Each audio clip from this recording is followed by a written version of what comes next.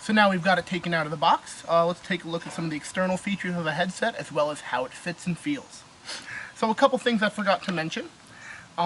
As the box says, it does come with 2 AA batteries. These are actually already in the touch controllers. The touch controllers are battery powered.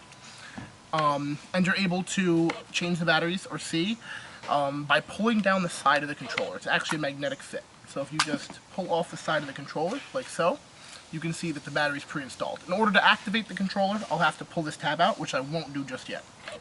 Replacing the battery cover is as simple as fitting it back on and sliding it up because it is magnetic. So it's a really easy way to remove and replace the battery. So those do come there, no problem. As far as the actual headset goes, as I said, nice finish. It feels very nice and heavy plastic. It does not feel like if you dropped it, it would break. The build quality feels really solid. The charging cable is plugged in right here. As you can see, there's a little USB-C slot. And right next to it is an audio jack for an external pair of headphones, in case you wouldn't want to use the built-in headphones that come with the Oculus Quest. The headset strap can also be adjusted. Now, I know from experience I have a pretty large head, so I'm going to widen it a bit. This can be done by pulling up the Velcro tab here. And as you can see, the strap can be pulled to whatever length you would desire. So for me, I'm going to pull it out a little bit and Velcro it back on.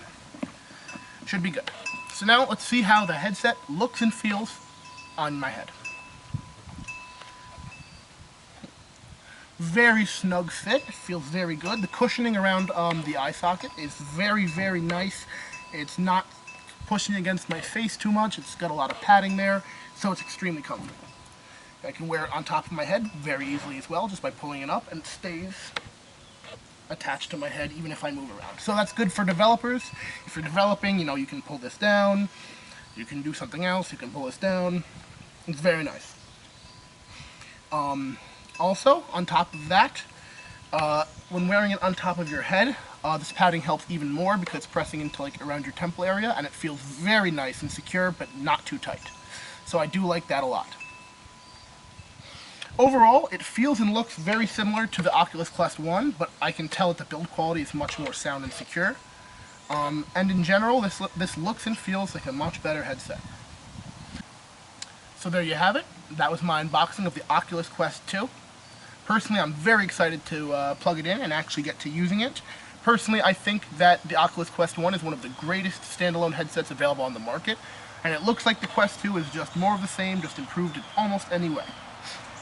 As always, at Preview Labs, we're always ready to prototype, especially using new and cutting-edge technology. So if you or anyone you know is in need of a game prototype, please do not hesitate to reach out either through this video or through the contact form on our website. As always, have a wonderful day, and I'll see you in the next video.